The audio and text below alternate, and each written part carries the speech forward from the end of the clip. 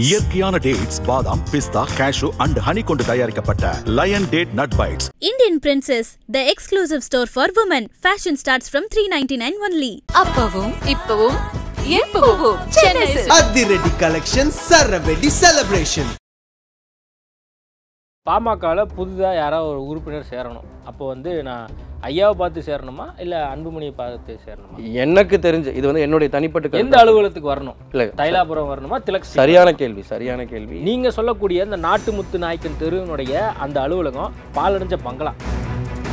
பீகாரில் வந்து பாட்டாளி மக்கள் கட்சி போட்டியிட போதா? இல்லை, அது we were completely shocked. பீகாரில் எங்கள் கட்சியே கிடையாதுங்க. இது நான் ஹிந்தியில் பேசி அதை கேட்கும்போது அவங்க என்ன சொல்கிறாங்கன்னா, டாக்டர் ராமதாஸ்ஜி பிரசிடென்ட்டாக இருந்தார், இப்போ மறுபடியும் ராமதாஸ்ஜி தான் பிரசிடென்ட்டாக இருக்காருன்னு அவங்க சிம்பிளாக முடிச்சுட்டாங்க. அன்புமணி ராமதாஸும் வேறங்கிறதே தெரியாமல் போயிருச்சாங்க. அப்போ நாங்கள் என்ன சொன்னோம், 23 26 தானே நீங்கள் சொல்கிறீங்க, எங்களை அந்த லெட்டர் காட்டுங்க. உடனே இல்லை ஆப் போலோ எங்கிட்ட ஜட்ஜுக்கிட்ட இங்கிலீஷில் பேசுறதே விட்டுட்டாங்க. எங்களுடைய சுப்ரீம் கோர்ட் அவர் ஜட்ஜிட்ட பேசுறதே விட்டுட்டாங்க. நீங்கள் எல்லாரும் என்ன சொன்னீங்க, எதுக்கு நீங்கள் பேர் கூட போட வேணாம்னு சொல்கிறீங்க, அது இன்னும் ரொம்ப உச்சபட்சம் இது இல்லையா, நீங்கள் இனிஷியல் மட்டும் பயன்படுத்த சொன்னீங்க. இப்போ தெரியுதா நான் ஏன் சொன்னேன்னு அப்படிங்கிறாரு. இப்போ இன்னும் 2-3 நாளில் டெல்லி போகிறோம் மறுபடியும். இது எல்லாமே மருத்துவர் ஐயாவை தோக்கடிக்கிறதானா? ஐயாவை தோக்கடித்து ஜெயிச்சு நமக்கு என்ன கிடைக்க போகிறது இல்லை. ஐபிசி தமிழ் நேயர்களுக்கு வணக்கம். இன்றைய சிறப்பு நேர்காணலில் நம்மோடு இணைந்திருக்கிறார் பாட்டாளி மக்கள் கட்சியின் பொதுச் செயலாளர் முரளி சங்கர் அவர்கள். வணக்கம். பொதுச் செயலாளர் முரளி சங்கர் நான் சொல்லியிருக்கேன். பாலு அவர்கள் அண்மையில் ஒரு பேட்டியில் சொன்னார், பொதுச் செயலாளர் யார் அப்படிங்கிறது எல்லாருக்குமே தெரியும், அது வடிவேல் ராவணன் தான். ஊடகங்களும் செய்தி தாள்களும் மாறி மாறி ஏதோ செய்திகள் போடுறீங்க, உண்மை என்னவோ அதை மட்டும் கொண்டு சேருங்க, எங்கள் தரப்புக்கு தான் வந்து தேர்தல் ஆணையம் அங்கீகாரம் கொடுத்துருக்கு அப்படின்லாம் வந்து சொன்னார். அதனால் இப்போ வந்து டெசிக்னேஷனே வந்து பொதுச் செயலாளர்னு போடுறதா, இல்லை பாமகன்னு போடுறதா, இல்லை ராமதாஸ் தரப்பு பொதுச் செயலாளர்னு போடுறதா அப்படிங்கிற மிகப்பெரிய ஒரு கன்ஃபியூஷனோட நம்ம இந்த பேட்டியை தொடங்க வேண்டியதாக இருக்குது. அதுக்கு எனக்கு ஒரு எக்ஸ்ப்ளனேஷன் இருக்குது, அதுக்கு ஒரு கிளாரிஃபிகேஷன் கொடுக்கணும். இப்போது ஒரு உள்ளாட்சி பிரதிநிதியாக இருக்கட்டும், ஒரு எம்பியாக இருக்கட்டும், ஒரு எம்எல்ஏவாக இருக்கட்டும், அவங்களுடைய பதவி காலம் முடிஞ்ச அடுத்த நாள் ஒரு பேச்சுக்கு இன்றைக்கி பதவி காலம் முடியுது, நாளைக்கு நான் 5 வருஷமாக நான் வந்து உள்ளாட்சி பிரதிநிதியாக இருந்தேன் அப்படின்னு சொல்லிட்டு போய் அந்த அலுவலகத்தில் கையெழுத்து போட முடியுமா? இல்லை நான் வந்து ஒரு ஆர்டரை பாஸ் பண்ண முடியுமா? இல்லை நான் வந்து சட்டமன்றம் போவேன், இந்த 5 வருஷம் இருந்தேன்ல, இப்போ நானும் இன்னும் ஒரு 2 நாள் இருந்தால் என்ன தப்புன்னு கேட்க முடியாது. அந்த மாதிரி அவங்களுடைய பதவி காலம் 2022 to 25. அவங்க பதவி காலம் முடியறதுக்கு உள்ள ஒரு நாள் 2 நாளைக்கு முன்னாடி கூட அவங்க ஒரு பொதுக்குழுவை நடத்தி, இப்போ ஒரு பொதுக்குழுவை கூட்டி இவர் தான் பொதுச்செயலாளர் நாங்கள் நீடிக்கிறோம், ஏதாவது தீர்மானம் போடுறோன்னு சொல்லி அந்த பொதுக்குழுவில் ஏதாவது அறிவிப்பு வந்திருந்தா நீங்கள் இந்த சொல்கிற குழப்பம் சரியான குழப்பம். ஆனால் அவருடைய பதவி காலம் முடிஞ்சு விதியன் 13 படி மறுபடியும் மருத்துவர் ஐயா கிட்டே, அதாவது நிறுவனர் கிட்டேயே அந்த பதவிகள்லாம் திரும்ப வந்ததுக்கு அப்புறம் அவர் ஜனநாயக ரீதியாக ஒரு நியமனத்தை முதல்ல வழக்கம் போல ஒரு நியமனம் முரளி சங்கர் பொதுச்செயலாளர்னு அறிவித்து அந்த நியமனம் பண்ணி அதை வந்து மாவட்ட செயற்குழுத்தில் கூப்பிட்டு அப்ரூவல் வாங்கி அப்புறம் வழக்கம் போல் அந்த செயற்குழு, நிர்வாகக்குழு, பொதுக்குழு எல்லாத்துலேயுமே கொண்டு வந்து ஜனநாயக ரீதியாக பண்ணது மருத்துவர் ஐயா அவர்கள் தான். அப்போது வழக்கறிஞர் பாலு அவர்கள் வந்து இந்த வேண்டுகோளை வைக்கிறதே வந்து வேடிக்கையாக இருக்குது. அவங்க தான் இவங்க தான், நீங்கள் ஏன் இந்த மாதிரி நியூஸ் போடுறீங்கன்னு அவர் வந்து மீடியாவுக்கே டைரக்ஷன் கொடுக்குறாரு. அப்போ அந்த அளவுக்கு அவங்க வந்து மீடியாவை இன்ஃப்ளூயன்ஸ் பண்ணலாங்கிற நம்பிக்கையில் இருக்கு. ஒரு சோஷியல் மீடியாவுக்கோ கண்டென்ட் இல்லாமலாம் இல்லை. அவங்க இதை ஏன் எடுத்து வந்து ஒரு முக்கியமான ஒரு விஷயமா பேசுகிறாங்கன்னா, பேசப்படுதுன்னா பேசினாதான் ஜனநாயக ரீதியாக யார் உண்மையிலேயே உழைப்ப போட்டாங்க, யார் தியாகம் பண்ணியிருக்காங்க, யார் வந்து உண்மையிலேயே அதை உருவாக்குறதுங்கிறத வெளிச்சத்துக்கு வரணுங்கிறதுக்காக அதை பண்ணுறாங்க. அப்படி பார்த்தா மருத்துவர் ஐயா அவர்கள் வழியில் பாட்டாளி மக்கள் கட்சியோட பொதுச்செயலாளராக நான் மீடியாவுக்கும் சோஷியல் மீடியாவுக்கும் நன்றி சொல்கிறேன். உங்களுக்கு இல்லாத டாபிக் கிடையாது இல்லையா, இதுதான் டாபிக்லாம் கிடையாது, நிறைய டாபிக் இருக்குது, எடுத்து டிஸ்கஸ் பண்ணியிருக்கலாம். ஆனால் அதாவது சமூக நீதி பிரச்சனையாக ஒரு சமுதாயத்துக்காக ஒரு சமூகத்துக்காக போராடின ஒருத்தரோட இயக்கம்ங்கிறனால தான் இதை டாப்பிக்காகவே கொண்டு வராங்க. இதுலேயே கிளாரிட்டி இருக்குது, ஜனநாயக ரீதியாக மருத்துவர் ஐயா அவர்கள் அதை கொண்டு போகிறார். செப்டம்பர் மாதத்தில் எலெக்ஷன் கமிஷன் வந்து ஒரு லெட்டர் ஒன்று அனுப்புகிறாங்க. அதில் வந்து I am directed to refer in the letter dated 10/8/2025 and 10/8/2025 on the subject the party recused extension of the term of office bearer of the party till August 1, 2026 as the assessed by the competent authority. அசீடடுங்கிறது என்னன்னா accept பண்ணிக்கிட்டது கிடையாது. அவங்க என்னன்னா, நான் அதை பார்த்துட்டேன், இதை வந்து என்னுடைய அடுத்த உயர் அதிகாரிக்கு அடுத்த டிபார்ட்மெண்ட்டுக்கு நான் இதை அனுப்புகிறேன், நான் ப்ராசஸ் பண்ணுறேங்கிறதோட அர்த்தம் அது. இப்போ தேர்தல் ஆணையத்துக்கு மருத்துவர் ஐயா அவர்கள் வந்து முதல் முறையாக ஐயா அவர்கள் தரப்புலேருந்து ஒருத்தங்களை டெல்லி அனுப்புகிறாங்க, தனிப்பட்ட முறையில் மருத்துவர் ஐயா தரப்பில். அப்படி பார்க்கும்போது இந்த நேரத்தில் நான் வந்து டாக்டர் ஐயா அவர்களுக்கு வந்து நன்றி சொல்லணும்னு ஆசைப்பட்றேன். ஏன்னா 15 வருஷத்துக்கு முன்னாடி எங்களுடைய அந்த பட்டியல் சமூகத்தில் இருந்து என்னுடைய குடும்பத்தில் மேல் படிப்பு படிக்கிறதுக்காக ஃப்ளைட் ஏறி டெல்லி போய் படித்தேன் நான். அதுக்கப்புறம் இப்போது 15 வருஷத்துக்கு அப்புறம் ஐயா அவர்கள் வந்து என் சார்பாக என் குரலாக நீ போய் தேர்தல் ஆணையத்தில் ஒலிக்கணுங்கிறதுக்காக என்னை அனுப்புனார். அது மிகப்பெரிய எனக்கு ஒரு பெருமை. இந்த மாதிரி இக்கட்டான சூழ்நிலையில் ஐயாவுக்கு ஒரு உறுதுணையாக ஏதோ ஒரு வகையில் நம்ம உறுதுணையாக இருக்கோங்கிறது வந்து எனக்கு மிகப்பெரிய இந்த இஷ்யூக்காகவே அனுப்புனார். ஏதோ ஒன்று எனக்கு தப்பாக படுது, நீங்கள் போய் பார்த்துட்டு வாங்க, நேராக போங்கன்னு சொல்லி ஒரு மாதமாகவே இதை வந்து 1 மாத காலமாக ஒரு ப்ரெஷர் போட்டுகிட்டே தான் இருக்கார் ஐயா. அப்புறம் நாங்கள் ஆவணங்கள்லாம் தயார் பண்ணிவிட்டு தேர்தல் ஆணையம் போனோம். அந்த ஃபார்மாலிட்டிஸ், பொலிட்டிக்கல் ஃபார்மாலிட்டிஸ் நாங்கள் வந்து அவங்கள்ட்ட நேரம் கேட்டோம். நேரம் ஒதுக்குனாங்க. போனப்போ எங்களுடைய அட்வான்டேஜ் வந்து எங்கள் கூட ஒரு சுப்ரீம் கோர்ட் ஜட்ஜ் இருந்தார். இது வந்து வெறும் பொலிட்டிக்கல் பார்ட்டியோட ரெப்ரஸன்டேஷனாக இருந்தால் எங்களை உட்கார வச்சுருப்பாங்க. கிட்டத்தட்ட ஒரு 3 மணி நேரம் 4 மணி நேரம் ஆயிருக்கும். ஏன்னா அவ்வளோ 6 டேபிள் தாண்டி தான் நம்ம வந்து எலெக்ஷன் கமிஷனரே பார்க்க முடியும், சீஃப் எலெக்ஷன் கமிஷனரை பார்க்க முடியும். ஆனால் அந்த சுப்ரீம் கோர்ட் ஜட்ஜ் இருந்தனால ஏன் இந்த பிளாக் கோட்டோட இங்கே ஒருத்தர் நிற்கிறாருன்னு அலுவலகத்தில் தான் நிற்கிறோம், நாங்கள் உள்ளே உட்காந்துருக்கோம். கேட்டப்போ அவங்களுடைய உதவியாளர் வந்து கேட்டப்போ இந்த மாதிரி நான் சுப்ரீம் கோர்ட் ஜட்ஜு, நான் சுப்ரீம் கோர்ட்டில் ப்ராக்டிஸ் பண்ணிகிட்டு இருக்கேன், இந்த மாதிரி ஒரு இஷ்யூக்காக வந்திருக்கணுன்னு டாக்டர் ராமதாஸ் அப்படின்னு சொல்லி ஐயாவோட பேரை கேட்டு சரி உடனே வாங்கன்னு சொல்லி நேராக, அதாவது எங்களுடைய ப்ரோட்டோக்கால் படி நாங்கள் 654-321 போயிருக்கோம்.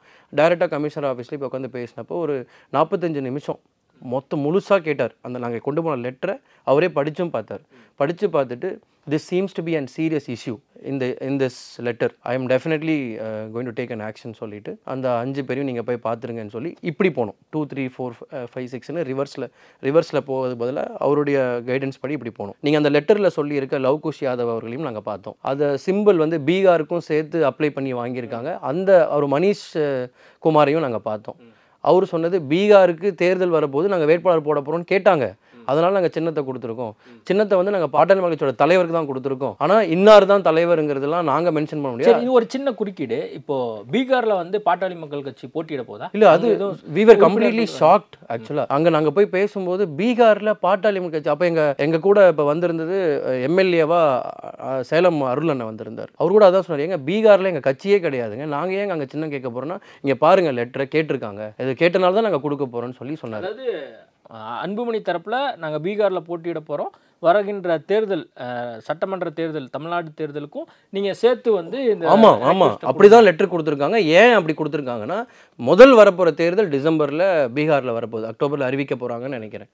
அப்படி இருக்கும்போது அப்போ முதல் எந்த தேர்தல் வருதோ அதை வந்து ப்ரிஃபரன்ஸாக வச்சு கேட்கும்போது எலெக்ஷன் கமிஷன் இமீடியட்டாக ஆன் எமர்ஜென்சி பேசிஸில் கொடுப்பாங்கங்கிறத அவங்க தெரிஞ்சு வச்சுக்கிட்டு அந்த லூப்போல தெரிஞ்சுக்கிட்டு கேட்ட உடனே அவங்களும் உடனே அதுலேயே லெட்டர்லேயே இருக்கும் பாருங்கள், பீகாருக்கும் சேர்த்து கொடுத்துருக்காங்க. பீகாரில் கட்சியே இல்லை, இனிமேல் அவங்க வேட்பாளர் போடுவாங்களோ என்னமோ, ஏன்னா அப்படி தான் அந்த மாதிரி தான் அவங்களே சொன்னாங்க, நீங்கள் பீகாரில் நிற்க போகிறீங்கன்னு அவங்க எங்களை கேட்குறாங்க. அப்போது கிட்டத்தட்ட வந்து ஒரு 2 மணி நேரம் டிஸ்கஷன் அது. அந்த லெட்டரில் இருக்க லவ்குஷ் யாதவ்கிட்டே நாங்கள் சொல்கிறோம், நிறைய ஸ்பெல்லிங் மிஸ்டேக் கூட கொடுத்துருக்கீங்க, உண்மையிலேயே எலெக்ஷன் கமிஷன் தான் அந்த லெட்டரை கொடுத்ததா, உங்களுக்கு தெரிஞ்சு தான் கொடுத்தீங்கன்னு கேட்டால் அவங்க சொன்ன முதல் வார்த்தையே என்ன சொன்னாங்கன்னா, 23 to 26 தானே உங்கள் ஐயா பேரை சொல்லி சொல்கிறாங்க, உங்கள் டாக்டர் ராமதாஸ் ஜியோட டென்யூர் 23 to 26 தாங்கிறாங்க. நாங்கள் அங்கேயே எக்ஸாஸ்டட், ஷாக்டு, ஒரு மாதிரி என்ன சொல்கிறதுனே தெரியல. ஏன்னா 22 to 25 தானே இவர் தலைவரானார். இவரை தலைவராக்கிய பொதுக்குழு தலைவராக்கியது வந்து ஐயா அவர்களுடைய அறிவுறுத்தலின்படி தலைவரானது வந்து 2022 to 25. அந்த டென்யூரே இல்லை. தலைவர் வந்து உங்க கட்சியினுடைய விதிப்படி எத்தனை ஆண்டு வந்து தலைவர்? 3 ஆண்டுகள். 2 வருஷமா 3 வருஷம்? 3 ஆண்டுகள் இருக்கலாம். அமைப்பு ரீதியாக தேர்தல்கள் நடத்த முடியல, தேர்தல்கள் உட்கட்சி தேர்தல்கள் நடத்த முடியலன்னா பொதுக்குழுவோ சிறப்பு பொதுக்குழு போட்டு அதை எக்ஸ்டெண்ட் பண்ணலாங்கிறத இப்போ தான் நாங்கள் எங்கள் கண்ணில் இப்போ தான் பார்க்குறோம். இதுக்கு முன்னாடி எப்படி நடந்ததெல்லாம் நாங்கள் பார்த்ததில் இப்போ ஒரு 10 வருஷத்தில் பார்க்குறோம். we were completely shocked. 22 to 25ங்கிற டென்யூரையே 23 to 26ன்னு கொடுத்துருக்காங்க. அப்போ 26ன்னு அவங்க தைரியமாக சொல்லிக்கிட்டது, நாங்கள் தான் தலைவராக இருப்போம், எலெக்ஷன் கமிஷன் கண்டிப்பாக லெட்டர் கொடுக்குன்னு சொன்னதில் மிகப்பெரிய ஃபோர்ஜரி நடந்திருக்கு.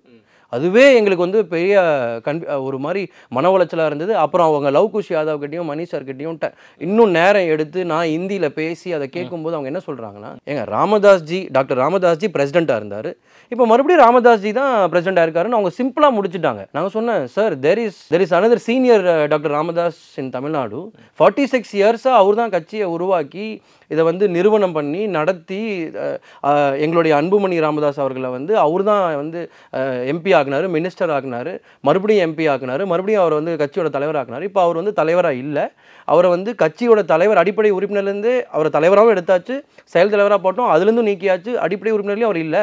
அப்புறம் எப்படி நீங்கள் அவரை வந்து தலைவர்னு சொன்னீங்கன்னா, ராமதாஸ்ஜி அன்புமணி ராமதாஸ்ஜி 2 பேர், அந்த கன்ஃபியூஷனே இன்னும் அங்கே முடியல. ஏன்னா நாடாளுமன்றத்தில் ஒலிக்கிறதும் எப்படி ஒலிக்கும், அவர் அறிவிப்பில் நெக்ஸ்ட் வந்து டாக்டர் ராமதாஸ்ஜி பேசுவார்னு தான் வரும். அதே மாதிரி இப்போது எலெக்ஷன் கமிஷன்லையும் அதையே அவங்க பின்பற்றுறாங்க. அப்போ நாங்கள் சொன்னோம், 2 பேர் இருக்காங்க இதில், அப்பா ஃபாதர் ஃபவுண்டர், இப்போ தற்போதைய பிரசிடென்ட்டும் இருக்காரு, முன்னாள் பிரசிடென்ட் மினிஸ்டராக இருந்தவர் எம்பியாக இருந்தவர் இருக்காருன்னு சொன்னதுக்கப்புறம் தான் அவங்களுக்கு அந்த குழப்பமே தீருது. இவ்வளோ 2 பேர் ஒன்று நினச்சிக்கிட்டாங்க. இல்லை, இப்போ நான் வந்து சா முரளிங்க, எஸ் முரளி, என் பேர் வெறும் முரளி தான். நம்ம ஊரில் தான் பெரியார் அவர்களுடைய சாதனையாக சொல்கிறது, ஜாதி பேர் பின்னாடி போட்டுக்க தேவையில்லை, இனிஷியலாக இருந்தால் போதுங்கிற மாதிரி, அப்பா பேரை போட்டுக்கலாங்கிற மாதிரி தான் இருக்குது. நான் டெல்லியில் மேல் படிப்பு IIPMல படிக்கும்போது இந்த இஷ்யூ வரும். உங்கள் பேர் என்ன? முரளி. ஒன்லி முரளி அப்படின்னு தான் கேட்பாங்க. வெறும் முரளியான்னு கேட்டால் என்ன ஆச்சு, நான் என்னுடைய பாஸ்போர்ட் எடுத்து பார்த்தேன், முரளி சங்கர்னு இருக்குது, இது நல்லா இருக்குது, முரளி சங்கர்னு வச்சுப்போம் அப்படியே சொல்லிப்போங்கிறது அவங்க ரொம்ப சந்தோஷம். அப்போ என்ன ஆயிரும்னா, என்ன அதுக்கப்புறம் அவங்க முரளினே கூப்பிட மாட்டாங்க. மிஸ்டர் சங்கர் ஃப்ளைட்டில் மிஸ்டர் சங்கர், கிராஜுவேஷனில் மிஸ்டர் சங்கர், அங்கே சர்டிஃபிகேட்ஸில் மிஸ்டர் முரளிங்கிறத சைலண்ட் பண்ணி சங்கர் தான் படிப்பாங்க. அப்போது இதை தான் நான் இங்கேயும் பார்க்குறேன். அவங்க மிஸ்டர் ராமதாஸ் டாக்டர் ராமதாஸ் இதே தான் பார்க்குறாங்களே தவிர, அன்புமணி ராமதாஸும் வேறங்கிறதே தெரியாமல் போயிருச்சாங்க. அது தெரியாமல் போச்சா இல்லை தெரியாமல் போன மாதிரி இவங்க சொல்லிக்கிறாங்களாங்கிறது தெரியல. ஆனால் கண்டிப்பாக இன்ஃப்ளூயன்ஸ் பண்ணியிருக்காங்க, இது மட்டும் நல்லா தெரியுது. அவங்க தடுமாறுறாங்க, திணறாங்க. அப்போ நாங்கள் என்ன சொன்னோம், 23-26 தானே நீங்கள் சொல்கிறீங்க, எங்களை அந்த லெட்டர் காட்டுங்க. உடனே இல்லை ஆப் போலோ, என்கிட்ட ஜட்ஜுக்கிட்ட இங்கிலீஷில் பேசுகிறதே விட்டுட்டாங்க, எங்களுடைய சுப்ரீம் கோர்ட் அவர் ஜட்ஜிட்ட பேசுறதே விட்டுட்டாங்க, அருளண்ணங்கிட்ட இங்கிலீஷில் பேசுறதே விட்டுட்டாங்க. எங்கிட்ட உடனே என்ன வந்து நட்பு ஆக்கிக்கிறாங்க, உடனே ஹிந்தி பேசினால ஆப் போலோ லெட்டர் சர்க்குலேட்டிங் அப்படின்லாம் வந்து எங்கிட்ட வந்து நான் சொன்னேன், நீங்கள் அது இங்கிலீஷ்லேயே சொல்லுங்கள், இவ்வளோ நேரம் அப்போ இங்கிலீஷ் தானே கேட்டார், நீங்கள் சொல்லுங்கன்னு சொல்லி 23-26 லெட்டர் கொடுங்க. இல்லை ஏன் தலைவராக இல்லாத ஒருத்தரை, ஒரு உறுப்பினரே இல்லாத ஒருத்தரை நீங்கள் வந்து கம்யூனிகேட் பண்ணிக்கிட்டு இருக்கீங்க, அவங்களுக்கு எதுக்கு நீங்கள் லெட்டர் கொடுத்தீங்கன்னு எங்களுக்கு விளக்கம் கொடுங்கன்னு கேட்டோம். அப்போ அவங்க சொன்னது, நீங்கள் எங்ககிட்ட இதெல்லாம் தெரிவிச்சிங்களான்னு கேட்டப்போ அக்னாலஜ்மெண்ட் எடுத்து காமிச்சோம் 10 முறை. அதாவது ஜூன்லேருந்து இந்த இஷ்யூ எல்லாம் ஸ்டார்ட் ஆகி அதுக்கப்புறம் வந்து அவர் பீரியட் முடிஞ்சு அதுக்கப்புறம் ஐயா அவர்கள் தலைவரானதுலேருந்து செயற்குழு நிர்வாகக்குழு எல்லாத்துக்குமே லெட்டர் அனுப்பியிருக்கோம். தேர்தல் ஆணையத்துக்கு நீங்கள் லெட்டர் அனுப்பியிருக்கோம், அக்னாலஜ்மெண்ட் கையில் இருக்குது. அப்போ அவங்க என்ன சொல்கிறாங்கன்னா, அவங்களுடைய மேஜர் கன்ஃபியூஷன் அங்கே என்ன ப்ளே ஆகுதுன்னா, டாக்டர் ராமதாஸ் பிரசிடென்ட்டாக இருந்தார், முடிஞ்சு போச்சு, இப்போ மறுபடியும் அவர் தான் பிரசிடென்ட்டாக இருக்கார், இவ்வளோதான் அவங்க சொல்கிறாங்க. அவங்களுடைய அந்த கன்ஃபியூஷனை உடைச்சு இப்போ வந்து அட்ரஸ் இஷ்யூ, அந்த எங்களுடைய அட்ரஸ் இதுதான், கம்யூனிகேஷன் அட்ரஸ் இதுதான், ரெசிடென்ஷியல் அட்ரஸ் எல்லாத்தையும் காமிச்சதுக்கப்புறம் அவங்களால எதுவுமே பேச முடியல. அவங்க எங்ககிட்ட என்ன கேட்டாங்கன்னா, 7 நாள் அவகாசம் கொடுங்க.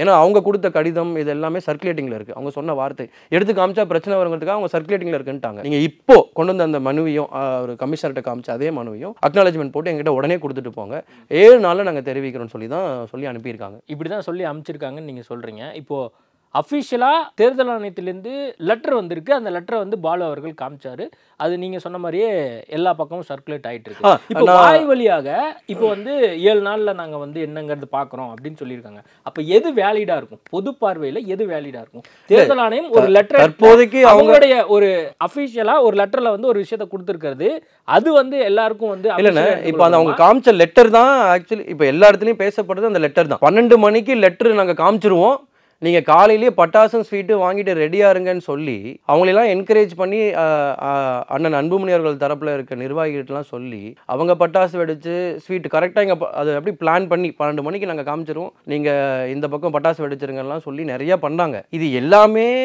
மருத்துவர் ஐயாவை தோக்கடிக்கிறதானா? ஐயாவை தோக்கடிச்சு ஜெயிச்சு நமக்கு என்ன கிடைக்க போகுது இல்லை. இதை நான் பேசினா உடனே நீ சென்டிமெண்ட்டில் பேசுகிற, நீ வந்து உணர்வுபூர்வமாக பேசுகிற, நீ ப்ராக்டிக்கலாக பார்க்க மாட்டேங்கிற, எதிர்காலம் யார்?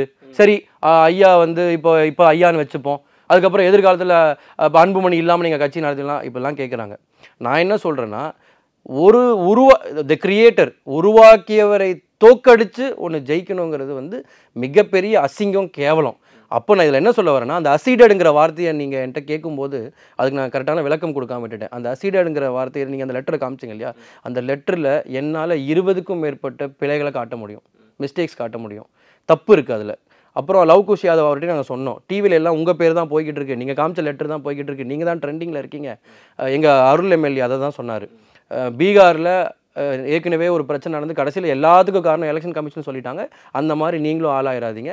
ஏன்னா இப்போ நாங்கள் வந்து இது வரைக்கும் என்டிஏல தான் இருந்திருக்கோம் இதுக்கு முன்னாடி, அதனால் ஐயா அவர்களும் நம்முடைய பிரதமரோட நட்பு பாராட்டுறாங்க, ஒரு ஃபோன் பண்ணி சொன்னால் இது இன்னும் பெரிய இஷ்யூவாக இருங்கிற மாதிரிலாம் நாங்கள் சொல்லிட்டு வந்திருக்கோமே தவிர அந்த லெட்டர் கொடுத்ததே ஃபேக்குன்னு சொல்கிறோம். அந்த லெட்டர் இவங்க வாங்கினதே எப்படி வாங்கியிருக்காங்கன்னா, சரி இப்போ இவங்க எக்ஸ்டென்ஷன் வாங்கினாங்க 1 வருஷத்துக்குன்னு சொல்கிறாங்க. அப்போ ஏன் ஐயா அறிவித்த பொதுக்குழுக்கு முன்னாடி ஒரு பொதுக்குழுவை போடணும்? இவங்க ஏன் எக்ஸ்டென்ஷன் தான் இவங்ககிட்ட இருக்கு, அதில் ஏன் தீர்மானம் கொண்டு வரணும் 1 வருஷம் நாங்கள் எக்ஸ்டெண்ட் பண்ணுறோன்னு? இவங்க எக்ஸ்டென்ஷன் அவங்க கணக்குப்படி அவங்க எக்ஸ்டென்ஷன் வாங்கினதே எவ்வளோ தெரியுமாண்ணே? மே வரைக்கும் 23 26 இவங்க கொடுத்துட்டாங்க.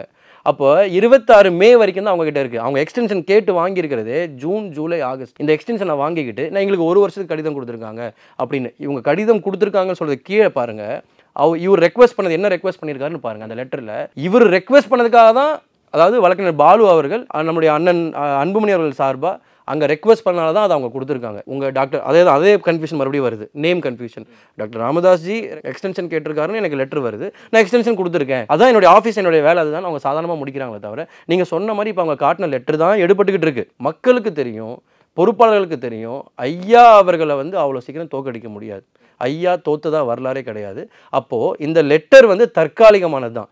விரைவில் எலெக்ஷன் கமிஷன் சரியான முடிவை அறிவிப்பாங்க. இது குறித்து கண்டிப்பாக நீங்கள் கன்வே பண்ணியிருப்பீங்க. ஐயா என்ன சொன்னார்? வழக்கம் போல் ரியாக்ஷன் தான், பெருசாக எதுவுமே ரியாக்ட் பண்ணல. அப்படியா, நான் எதிர்பார்த்தேன் அப்படின்னார். இதை தான் நான் சொன்னேன்.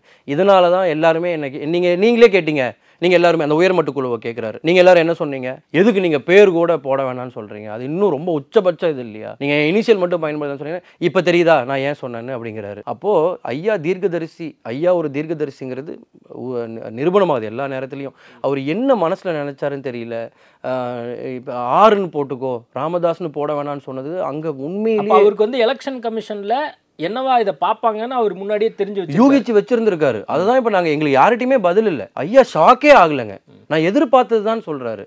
நாங்களாம் ஷாக்கில் அப்படியே ஐயாட்ட போய் இது ஒரு முக்கியமான விஷயமா சீரியஸான விஷயமா சொல்லணும்னு நினச்சேன். அந்த சீரியஸான விஷயத்த சொல்லும்போது கூட ஐயா ரியாக்டே பண்ணல. அப்படியா, நான் இதை எதிர்பார்த்தேன், அடுத்த என்ன பண்ண போகிறோம், சரி அதான் அதுக்காக தான் அந்த உயர்மட்ட குழுன்னு ஒருத்தங்களை உருவாக்கி இப்போ இதில் ஈடுபட்ட நான், அந்த ஒரு ஜட்ஜாக இருக்கட்டும், நம்ம அருள் எம்எல்ஏவாக இருக்கட்டும், அப்புறம் ஐயாவோட உதவியாளர் சுவாமிநாதனாக இருக்கட்டும், அவங்களாம் இல்லாமல் வேறு யாரை நம்ம இதில் போட்டு அடுத்த கணக்கு கொண்டு போகணும்னு சொல்லி ஒரு திட்டம் போட்டு தான் அந்த உயர்மட்ட குழு கூடுது. அந்த உயர்மட்ட குழு என்ன முடிவு பண்ணியிருக்காங்கன்னா, உடனே நம்ம தேர்தல் ஆணையம் போகணும். 22 அவர் அதான் எங்கிட்ட அந்த ப்ரூஃப்லாம் இருக்குது, நான் ஷேர் பண்ணியிருக்கேன். 2022 என்ன டேட்டில் அவர் தலைவரானார், தலைவராக்கணும், அந்த பின்னாடி வர டேட்டோட ஸ்க்ரீனோட இருக்க ஃபோட்டோ, பிக்சர், பொதுக்குழு எல்லா ப்ரூஃபும் ரெடி பண்ணிவிட்டு இப்போ இன்னும் ஒரு 2-3 நாளில் டெல்லி போகிறோம். மறுபடியும் அப்போ டாக்குமெண்ட்ஸோட திரும்ப டெல்லி போகிறதுக்கான எல்லா திட்டங்களும் நேரம் வாங்கிட்டோம். எல்லாமே ஐயாவுடைய முழு வழிகாட்டுதலோட நீங்கள் பண்ணுறீங்க. இப்போ வரைக்கும் எப்போவுமே ஐயாவோட வழிகாட்டுதலோட தான் பாட்டாளி மக்கள் கட்சி பயணிக்குது. பாமகவினுடைய அலுவலகம் இப்போ எங்கே இயங்குது அப்படிங்கிறது மிகப்பெரிய ஒரு கேள்விக்குறியாக இருக்குது. நாட்டுமுத்து நாயக்கன் தெருவில் இருக்கா, இல்லை திலக் ஸ்ட்ரீட்டில் இருக்கா அப்படின்னு சொல்லி கடைக்கோடியில் இருக்கக்கூடிய பாமக தொண்டர்கள்லாம் மிகப்பெரிய ஒரு கன்ஃபியூஷனில் இருக்காங்க. நம்ம இந்த அலுவலகம் போகணுமா, அந்த அலுவலகம் போகணுமா அப்படின்னு சொல்லி. உண்மையானவே எங்கே தான் இயங்குது? இல்லை, இந்த சந்தேகமே வர தேவையில்லை. டெல்லியில் ப்ரெஸ் மீட் கொடுக்கும்போது எங்களுடைய சட்டமன்ற உறுப்பினர் அருளண்ணன் அவர்கள் அதை சொன்னார். குழந்தைய கேட்டால் கூட தெரியும், பாட்டாளி மக்கள் கட்சியோட ஹெட் குவார்ட்டர்ஸ் எதுனா திண்டிவனம்னு சொல்லுவாங்க. இன்னும் கொஞ்சம் நல்ல விவரம் தெரிஞ்சவங்க தைலாபுரம் தோட்டம்னு சொல்லுவாங்க, இல்லைனா ஐயாவோட தோட்டம்னு சொல்லுவாங்க. அதை வெறும் வாய் வழியாக, அதான் என்ன மாதிரி இருக்கவங்க அந்த உணர்வுபூர்வமாக பேசலாம்னு சொல்கிறாங்க இல்லையா, நாங்கள் இந்த வெறும் உணர்வை மட்டுமே கொட்டாமல் நீங்கள் எந்த லெட்டர் பேட் எடுத்து பார்த்தாலும், எங்களுடைய அதிகாரப்பூர்வமான லெட்டர் பேட் எடுத்து பார்த்தாலும் என்ன நியமனம் பண்ணது, இதுக்கு முன்னாடி நான் மாணவர் சங்கத்தில் பொறுப்பு வாங்கினது, இல்லை ஆரம்பத்தில் வேட்பாளராக இருந்தப்போ எனக்கு இவர் மாவட்ட துணை செயலாளர்னு சொல்லி முதல் எனக்கு பொறுப்பு கொடுத்தது, எந்த லெட்டர் பேட் எடுத்து பார்த்தாலும் 2 அட்ரஸ் இருக்கும். அதில் ஒன்று 96 இந்த அலுவலகம் எங்களுது செயல்பட ஆரம்பித்தது. சேலம் மாவட்டம் ஏற்பாடு பண்ணி அதை வாங்கி கொடுத்து இதை பண்ணது, அது ஒரு பெருமை. அவங்க எப்போவுமே சேலம் மாவட்டத்து சார்பாக எங்கே ஒரு பிரச்சாரமோ ஒரு பொதுக்குழுவில் பேசுதோ அப்படின்னாலும் இதை மென்ஷன் பண்ணுவாங்க, அவங்க கொடுத்தது தான். எனக்கு ஆசையாக இருந்தது, நானே கூட ஆரம்பத்தில் கட்சிக்கு வந்தப்போ 2016 போய் பார்த்துட்டுலாம் வந்திருக்கேன். அது ரெனோவேஷனில் வச்சிருக்கிறனால எப்போவுமே ரெனோவேஷனில் இருக்கும்போதும் ஒன்று, 2வது அங்கே அலுவலர்கள் மட்டும்தான் இருப்பாங்க, ஐயா அவர்களால் நியமிக்கப்பட்ட அலுவலர்கள் தான் இருப்பாங்க. அது இயங்கலை அப்படிங்கிறத நான் இல்லை, இப்போ இயங்கலைனாலும் அந்த அலுவலகமே பாலடைஞ்ச பங்களா மாதிரி இருக்கு. இல்லை, பாமகவினுடைய நீங்க சொல்லக்கூடிய அந்த நாட்டுமுத்து நாயக்கன் தெருவினுடைய அந்த அலுவலகம் பாலடைஞ்ச பங்களா. இதுதான் நம்மளுக்கு கிடைச்ச தகவலா இருக்கு. விஷுவலாவே நம்ம அதை பார்க்குறோம். அருளா இருக்கட்டும், ஜி.கே. மணியா இருக்கட்டும், ஐயாவா இருக்கட்டும், அப்போ இந்த இடத்துல உண்மைக்கு மாறான செய்திகளை யாரு இல்லை, நிச்சயமா இல்லை. அது என்னன்னா, அது 1996 இருந்து அந்த அலுவலகம் இருந்தாலும் ஒரு காலகட்டத்துக்கு அப்புறம், அதாவது நீங்க கவனிச்சிங்கன்னா இந்த எம்எல்ஏக்கள்லாம் நமக்கு குறைய ஆரம்பித்தாங்க, எம்பியே இல்லை, ஒரு எம்பி தான் இருக்காங்க அப்படிங்கிற காலத்துக்கு அப்புறம் ரொம்ப ஆக்டிவாக செயல்படாமல் இருந்தது தான். இருக்குதான். ஆனால் அங்கே எப்போவுமே ஒரு அலுவலர் இருப்பாங்க, லெட்டர் போகும் தான். அதை வந்து காலையில் சாயந்தரம் அப்போ வந்து சென்னை மண்டலத்தோட ஒருங்கிணைப்பாளராக இருந்தால் அவர் ஏகே மூர்த்தியோட அலுவலகத்துலேருந்து போய் லெட்டர்லாம் வாங்கிப்பாங்க. எப்போவுமே நீங்கள் தான் சொல்ல வந்தேன் நான், எங்களுடைய லெட்டர் பேட் இல்லை இப்போ 2016லேருந்து நம்ம எடுத்துப்போமே, 2016 இருக்கட்டும் 21 இருக்கட்டும், 2016 நான் என்னுடைய விருப்ப மனுவை அங்கே தான் கொடுத்தேன். வேட்பாளருக்கான விருப்ப மனுவை நான் அங்கே தான் கொடுத்தேன். சென்டிமெண்ட்டுக்காக அங்கே கொடுக்க சொல்லுவாங்க. நம்மளுடைய மறைந்த முதலமைச்சர் அம்மையார் ஜெயலலிதா அவர்களே வந்து அங்கே நான் கஷ்டப்பட்டு ஏறி போனேன், கூட்டணி பேசலாம் போனேங்கிறதெல்லாம் வந்து அவங்களே மென்ஷன் பண்ணிலாம் சொல்லியிருக்காங்க. அங்கே இருக்கவங்களே நீங்கள் கேட்டாலே சொல்லுவாங்க. அது வந்து சென்டிமெண்ட்டுக்காக அந்த அலுவலகம் இருக்குது. இருந்தாலும் எப்பவுமே செயல்படுறது வந்து பிஎம்கே பொலிட்டிக்கல் ட்ரைனிங் சென்டர்னு போட்டு நம்மளுடைய தைலாபுரம் அலுவலகம் அட்ரஸ் வந்து எல்லா இடத்துலையுமே கொடுக்கப்பட்டிருக்கு. இந்த இடைப்பட்ட காலத்தில் ஐயா அவர்கள் சொல்லி தான் எங்களுக்கே தெரியும் இந்த மாதிரி திலக் ஸ்ட்ரீட்டுக்கு மாற்றிருக்காங்க. என்கிட்ட அனுமதி வாங்கவே இல்லை, என்கிட்ட சொல்லவே இல்லை. கம்யூனிகேஷன் அட்ரஸ் வந்து நாட்டுமுத்து நாயக்கன் தெருவாக இருந்தாலும் அஃபீஷியல் அட்ரஸ் அதுவாக இருந்தாலும் கம்யூனிகேஷனுக்கு ரெசிடென்ஷியலுக்கும் ஒரு காப்பி எப்போவுமே சிசி பண்ணுற மாதிரி மெயிலில் சிசி பண்ணுற மாதிரி போஸ்டல்ஸ் எல்லாமே வந்து தைலாபுரம் தான் வரும். அதுக்கு வந்து அந்த பிஎம்கே பொலிட்டிக்கல் சென்டரோட ட்ரைனிங் சென்டரோட அலுவலக அட்ரஸை கொடுத்துருக்காங்க. இப்போ எனக்கு அங்கே தான் அறை கொடுத்துருக்காங்க, நான் அங்கே தான் தங்கியிருக்கேன். நானும் தான் லெட்டர்ஸ்லாம் பார்க்குறேன். இப்போது அதுதான் அஃபீஷியல் அட்ரஸாகவே எங்களுடைய லெட்டர் பேடுகளில் இருக்கும். இந்த இடைப்பட்ட காலத்தில் அண்ணா அவர்கள் தரப்பில் மாற்றினாங்கிறது வந்து ஐயா அவர்களுக்கே தெரியாமல் மாற்றினாங்கிறது ஐயா சொல்லி தான் எங்களுக்கே தெரியும். நாங்களே வி ஆர் கம்ப்ளீட்லி ஷாக்ட். அது வந்து அதை ஏன் அப்படி சொல்லாமல் மாற்றினாங்கிறது உண்மையிலே ஐயா வருத்தப்படுறாரு. சரி, இப்போ வந்து பாமகவில் புதுதாக யாராவது ஒரு உறுப்பினர் சேரணும், அப்போ வந்து நான் ஐயாவை பார்த்து சேரணுமா இல்லை அன்புமணியை பார்த்து சேரணுமா? எனக்கு தெரிஞ்சு இது வந்து என்னுடைய தனிப்பட்ட எந்த அலுவலகத்துக்கு வரணும்? இல்லை தைலாபுரம் வரணுமா திலக்? சரியான கேள்வி. நான் வந்து கிட்டத்தட்ட 2016 நான் வச்சுக்கோங்க, அதுக்கு முன்னாடி நம்ம கேள்விப்பட்டிருப்போம் இல்லையா. நான் போன என்னுடைய நேர்காணலில் கூட உங்ககிட்ட சொல்லியிருப்பேன், 46 வருஷமா தைலாபுரம் போய் தான் எல்லாருமே பொறுப்பு வாங்கியிருக்காங்க. தைலாபுரம் போய் தான் நியமன கடிதம் வாங்கியிருக்காங்க. தைலாபுரத்தில் போய் தான் வந்து ஐயா அவர்கிட்ட தான் முதல்ல எதுவாக இருந்தாலும் கேட்பாங்க. அதுக்கப்புறம் அது ஐயாவே வந்து நியமனம் பண்ணக்கூடியது, ஐயாவே கொடுக்கக்கூடிய பொறுப்பு. அப்படின்னா சரிப்பா நீ வந்து இந்த நியமனம் கடிதம் நீங்கள் தயார் பண்ண சொல்லிடலாம் அப்படின்னு சொல்லி அந்த ப்ரூஃப்லாம் பார்த்துட்டு அவருடைய பேக்ரவுண்ட்லாம் வெரிஃபை பண்ணிவிட்டு நம்ம கொடுத்துருவாங்க. அப்படி கூடுதலாக வந்து நம்ம சின்ன ஐயாவை பார்த்தே ஆகணும், அன்புமணி அண்ணன் அவர்களை போய் பார்த்து தான் ஆகணுங்கும் போது ஐயா அவர்களே டைரக்ட் பண்ணுவார். அவங்ககிட்ட அனுமதி வாங்கிட்டு, அனுமதி வாங்காமலாம் அவங்கள பார்க்க முடியாதுப்பா, ஐயாவே சொல்லுவார். இதை நீ வந்து எங்ககிட்ட வாய்வழியாக சொல்லுவார், ஜெய்சலனுக்கு நீங்கள் ஒரு ஃபோன் பண்ணியிருப்பா, ஃபோன் பண்ணி அனுமதி கொடுப்பாங்களான்னு பார்த்துக்கோங்க, அனுமதி கொடுத்தாங்கன்னா நீங்கள் போயிட்டு அவங்களுடைய அலுவலகத்தில் பார்த்துருங்கன்னு ஐயா அவர் சொல்லுவார்.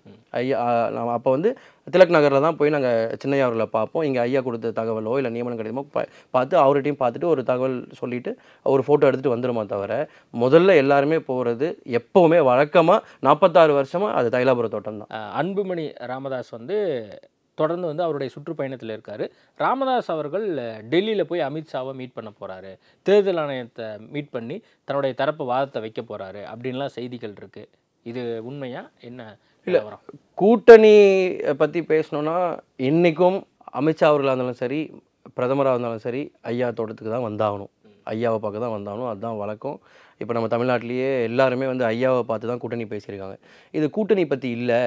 நம்ம தேர்தல் கமிஷன் வந்து நாங்கள் போய் சொன்னோம் இல்லையா, ஐயா எதுவுமே ரியாக்ட் பண்ணல நான் சொன்னேன். அப்புறம் வந்து இந்த மாதிரிலாம் நடந்திருக்குங்க ஐயான்னு சொன்னேன். 7 நாள் அவகாசம் கேட்டிருக்காங்கன்னு சொன்னேன். ஐயா என்ன சொன்னால் அதுக்குள்ளே நீங்கள் ஒரு தடவை எல்லா அவங்களையும் எடுத்துகிட்டு போய் அவங்கள மறுபடியும் ஒரு தடவை பார்த்துருங்க. அப்படி ஒரு வேளை மறுபடியும் வந்து அந்த அமைச்சர் பேசினார், இந்த அமைச்சர் பேசினார், அவங்க கூட இருக்கவங்க வந்து ஏற்கனவே எம்பியாக இருந்தவங்க எம்எல்ஏ இருந்தவங்க போய் அங்கே பேசினாங்கன்னு ஏதாவது வந்துச்சுன்னா நானே நேரடியாக கிளம்பி வரேன், நானே போகிறேன். இந்த கூட்டணியை பற்றி பேசுறதுலாம் அப்புறம் வச்சுக்கோங்க. ஏன்னா அதுக்கு தானே அந்த நேரம் ஒதுக்கல, அது இது வந்து ஏற்கனவே வந்து அன்புமணி நான் ஐயா போக விடல எல்லாம் சொல்கிறாங்கல்ல, அதை பற்றிலாம் அப்புறம் பேசிக்கோங்க. முதல்ல என்னுடைய கட்சியில் இந்த மாதிரி ஒரு இக்கட்டான சூழ்நிலை இருக்குது, சிக்கல் இருக்குன்னு நானே நேரடியாக வந்து பார்க்குறேங்கிறத எங்களை ஊக்குவிக்கிறதுக்காக அது சொன்னது. நேரம் வாங்கியிருக்காரு. ஒருவேளை வந்து இப்போ நீங்கள் வரக்கூடிய வாரத்தில் போகிறதா நீங்கள் சொல்கிறீங்க, ஒருவேளை அது எடுபடாத பட்சத்தில் கண்டிப்பாக வந்து எடுபடாமல் போக வாய்ப்பு இருக்குன்னு நிச்சயமாக இருக்குது. நான் பார்த்த வரைக்கும் இருக்குது. அந்த மனிஷ்ங்கிறவரையும் அவருடைய டேபிளில் நானே சந்தித்தேன். எங்களுடைய ஜட்ஜும் நம்மளுடைய எம்எல்ஏவும் பார்த்தோம். அந்த லவ்குஷ் யாதவையும் பார்த்தோம். அவங்கள திணறாங்க, ஏதோ தப்பு பண்ணிட்டோங்கிற மாதிரி அந்த மூஞ்சி வச்சுட்டு அங்கேயும் இங்கேயும் போகிறது வருது. அவங்க இங்கிலீஷில் பேச திணறலாம். ஏன்னா சம்டைம்ஸ் ரெகுலர் கம்யூனிகேஷன் இருக்காதனால ஆங்கிலத்திலேயே பேசி பழக்கம் இல்லாமல் போய் திடீர்னு பேசும்போது ஒரு தடுமாற்றம் இருக்கலாம். ஹிந்தியில் பேசுறதுக்கு நான் இருக்கேன், நாங்கள் பேசுகிறோம். ஆனால் அந்த தடுமாற்றம் கிடையாது. இது ஏதோ இவங்க ஏதோ செட்டிங் பண்ணி காசு வாங்கி ஏதோ பண்ணிட்டோமோங்கிற அந்த பயத்தோடையே பண்ணுற மாதிரியே இருக்குது. நான் அதை தான் குற்றச்சாட்டுன்னு சொல்லலை, அவங்க தடுமாற்றம் தெரியுது. அப்போது இது வந்து எங்களுக்கு நாங்கள் இப்போ மென்டலி ப்ரிப்பேர்டாக இருக்கும். ஐயா எங்களை ப்ரிப்பேர் பண்ணிட்டாரு. மறுபடியும் லெட்டர் வந்து மாற்றி வர வாய்ப்பு இருக்குது. அதுக்காக நீங்கள் முன்கூட்டியே 7 நாள் அவகாசம் இருக்கு இல்லையா, அதில் ஒரு 4th டே 5th டே நீங்கள் அங்கே போயிருங்கிற மாதிரி எங்களை சொன்னனால தான் நாங்கள் கிளம்ப தயாராக இருக்கோம். எல்லாமே எடுத்துகிட்டு போகிறோம். நிச்சயமாக எங்களுக்கு ஃபேவராக வரலனாலும் அதுக்கு பிளான் பி ஐயா அவர்கள் நேரடியாக சந்திக்கிறதோ பேசுகிறதோ இல்லை நேரம் வாங்கி தரதோ ஐயா நிச்சயம் செய்வார். அக்டோபர் 5ஆம் தேதி பொதுக்குழு கூட்ட போகிறோம் அப்படின்னு சொல்லி அருள் அவர்கள் கடந்த வாரத்தில் சொல்லியிருந்தாரு. அப்போது அக்டோபர் 5ஆம் தேதி பொதுக்குழுவும் இருக்கா? இல்லை, அது மன்னிக்கணும். அது வந்து ஐயா அவர்கள் வந்து ஐயாவோட சுற்றுப்பயணம் அந்த லிஸ்ட்டை நாங்கள் பிளான் பண்ணோம் இல்லைங்களா. நாங்கள் இப்போ பொதுச் செயலாளராக இல்லை பொருளாளர் அவர் மன்சூர் அண்ணன், அப்புறம் நம்மளோட தலைமை சார் அன்பழகன் அண்ணன், அப்புறம் பரந்தாமன் ஆசிரியர் இருக்கார். நாங்கள்லாம் என்ன பண்ணுவோம்னா ஐயா அவர்கிட்ட உட்காந்து அந்த சுற்றுப்பயணம் லிஸ்ட் ஐயாவே சொல்லுவார், சிந்திப்பார், யோசிப்பார். அப்புறம் வந்து டக்குன்னு இந்த தேதி எனக்கு வந்து இப்போ மருத்துவத்துக்காக நம்ம போகிறோம் அப்படிலாம் சொல்லுவார் இல்லையா. அப்படி சொல்லும்போது 4ஆம் தேதியோட தருமபுரி சுற்றுப்பயணத்தெல்லாம் முடிச்சுட்டு நம்ம 5ஆம் தேதி வந்து சேலம் போயிடலான்னு சொன்னப்போ ஐயா அவர்கள் வந்து சேலம் நான் வரேங்கிறத அண்ணன்கிட்ட சொல்லும்போது அங்கேருந்து அவங்களுடைய மாவட்ட நிர்வாகி கேட்டுட்டு பொதுக்குழு அப்படின்னு இணை பொதுச்சார் நமக்கு வந்து கன்ஃபார்ம் பண்ணிட்டாரு அப்படிங்கிறது சோஷியல் மீடியாவில் வந்ததா தவிர சேலம் மாவட்டத்துக்கு ஒரு பொதுக்குழுக்கோ இல்லை பொதுக்கூட்டத்துக்கோ நான் நேரம் தரேங்கிறதோட அது இல்லைனா அது அந்த இப்போ அருளனாவும் அறிவிக்கலாம். இருந்தாலும் பொதுக்கூட்டமாக இருந்தால் எங்களுடைய நாலேஜ் படி தான் வந்திருக்கும். அது சேலம் மாவட்டத்துக்கு ஐயாவில் கொடுத்த டேட். அது ஒரு சின்ன மிஸ்கம்யூனிகேஷன். ஸோ நயினா நாகேந்திரன் பாமகவுடன் நான் வந்து பேச்சுவார்த்தை பண்ணுவேன் அப்படின்னு சொல்லியிருக்காரு. அப்போது நீங்கள் ஏற்கனவே சொன்னது போல் அது அமித்ஷாவாக இருக்கட்டும் மோடியாக இருக்கட்டும் கூட்டணி பேச்சுவார்த்தைனா தைலாபுரம் தான் வருவாங்க, ஐயாவை தான் மீட் பண்ணுவாங்க அப்படின்னு வந்து நீங்கள் சொல்கிறீங்க. இப்போ வந்து அவர் கூட்டணி பேச்சுவார்த்தைன்னு வரும்போது அப்போது நயினா நாகேந்திரன் ஐயாட்ட தான் வருவாரா? அமித்ஷா அவர்களும் ஐயா கிட்ட தான் வந்தாகணும். பிரதமர் அவர்களும் ஐயாவை தான் சந்திச்சாகணும். அண்ணன் எடப்பாடியார் அவர்களாக இருந்தாலும் ஐயாவை தான் சந்திச்சாகணும். இல்லை நம்மளுடைய தளபதியோ இல்லை நம்மளை அப்பா முதலமைச்சராக இருந்தாலும் இல்லை துணை முதலமைச்சராக இருந்தாலும் அங்கே தான் சந்திச்சாகணும். ஆனால் இப்போ நயினார் நாகேந்திரன் அவர்கள் யாரை சந்திக்க போகிறாருங்கிறது அவர் தான் டிசைட் பண்ணணும். அவர் தான் முடிவு பண்ணி சொல்லுவார். பாமகவை சந்திக்க தான் இருக்கேன் அப்படிங்கிறாருன்னா நிச்சயமாக அது டாக்டர் ஐயா அவர்களாக தான் இருக்கும். நிறைய விஷயங்கள் குறித்து பேசியிருக்கோம். நேர்காணல் கொடுத்ததுக்கு மிக்க நன்றி. நன்றி. இயற்கையான டேட்ஸ், பாதாம், பிஸ்தா, கேஷு அண்ட் ஹனி கொண்டு தயாரிக்கப்பட்ட lion date nut bites. Indian Princess, the exclusive store for women. Fashion starts from 399 only. அப்பவும் இப்பவும் எப்பவும் சென்னை அதிரடி கலெக்ஷன் சரவெடி செலிப்ரேஷன்.